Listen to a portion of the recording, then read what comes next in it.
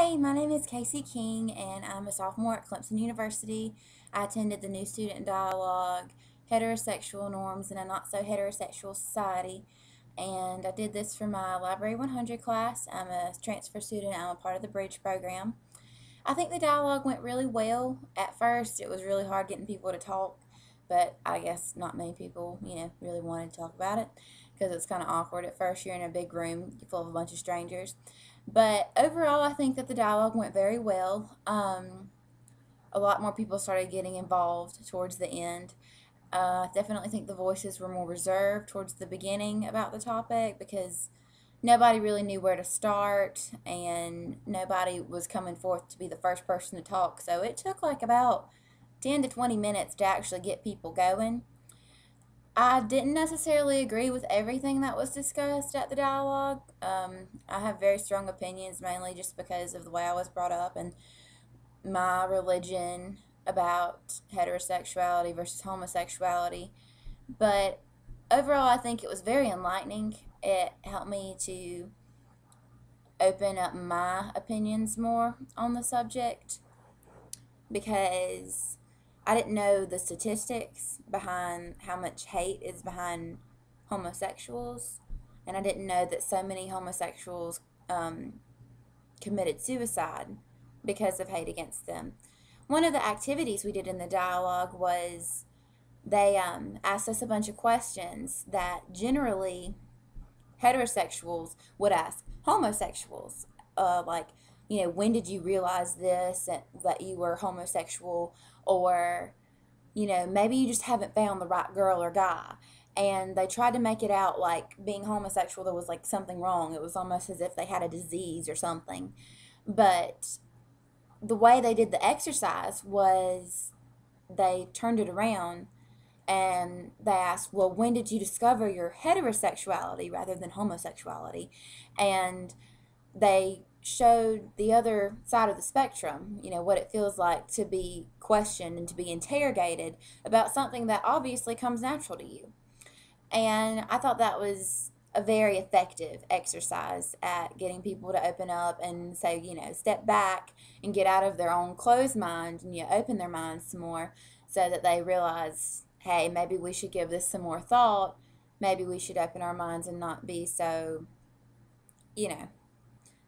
closed-minded about it. We also did an exercise at the beginning where we got with partners and we filled out a thing. It was like it was almost like a pie chart, like a circle diagram, and we filled it out as to what makes up us. And we put things like our physical appearance, whether we were male or female, whether we what ethnicity we were, and then we filled in the center of the chart. It was like a big circle with categories that we filled out around the outside. And then on the center, we filled in what parts mostly make up who you are. Like, if you think about your sexual orientation all the time, like on a daily basis, you might say 70% of you is the fact that I am a heterosexual straight female, for example. I believe I filled mine out with, I put 25% towards my religion, which is Christianity, and I put like 35 on my appearance because I worry about the way I look a lot. And so I just filled it out the way they told us to. And immediately, right off the bat, once we started sharing those pie graphs with everybody, we realized that everybody in this room was way different, even the people instructing it. The people that were leading the dialogue were very kind. One was a girl, and she expressed her feelings on your sexual orientation, and she even made the comment that she thinks it's more of a spectrum, and one day you're either on this side or that side of the scale. She made the comment that she considered herself to be 75% straight, and that in the past she had had girlfriends and boyfriends, and that she didn't honestly think that any one human being was completely 100% one or the other. So I found that very interesting. I disagreed with that because I'm 100% straight. That's how I am. But it was very interesting to hear other opinions and see where everybody stood in this room, because it was very obvious that once you identify that everyone is so diverse in this one room, there's like maybe 20, 25 people in there, you know that you're going to have a lot of different opinions and a lot of different values and morals almost, and you know there's a lot of room to butt heads, but this was a dialogue, not a debate. So it was really good to see people contribute but not really attacking one another and arguing with one another. That's another thing that I thought went very well with the dialogue, that no one was singling anybody out and nobody attacked any other opinions, and they let everyone say their piece. And I think that's what a dialogue should be. It's not a debate, it's not even a discussion, it's just talking about a subject. We stayed on task very well. We talked about all the different ways that heterosexuality versus homosexuality is like brought up. We talked about examples. If we have friends that are of a different sexual orientation, you know, even outside heterosexuality and homosexuality, like if we have friends that are asexual or metrosexual or bisexual, we talked about many different things, but we did genuinely and ultimately stay on topic. So I think that went very well. Um,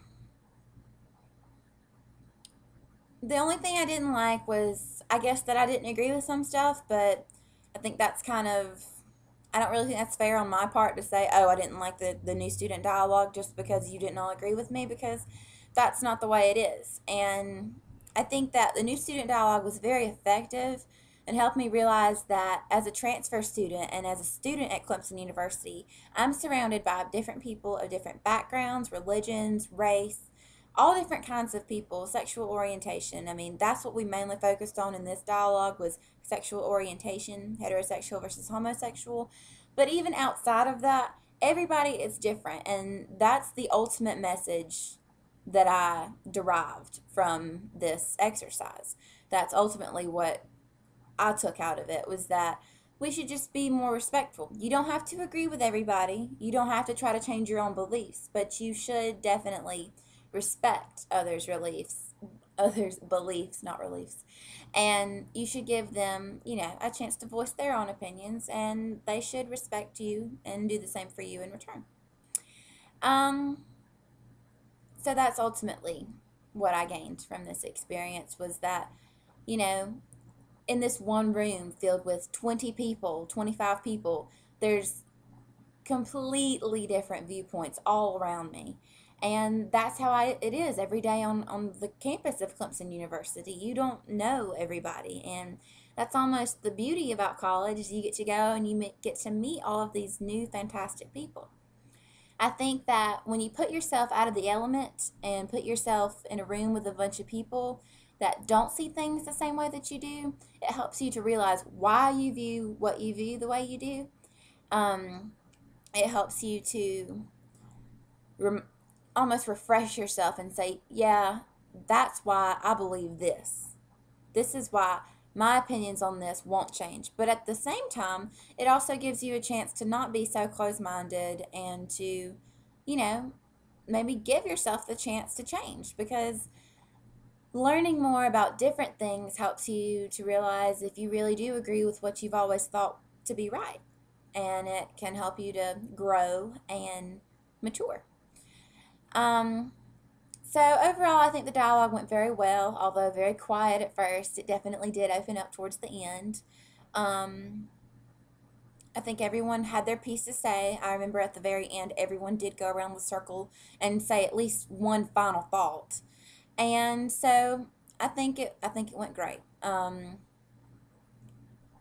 The only thing I would do different is, I guess, maybe more exercises, and rather than just like time to just sit, because at first when we were just trying to get people to say their opinions, they were just more reserved and they were like, oh, I don't want to do this.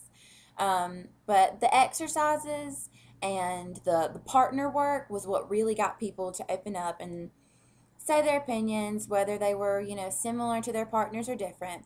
It really helped people. So I definitely took a lot out of this experience, and I'm glad I attend this student dialogue. Again, I'm Casey King. I'm a Library 100 student, and yeah, that's about all I got. Thanks.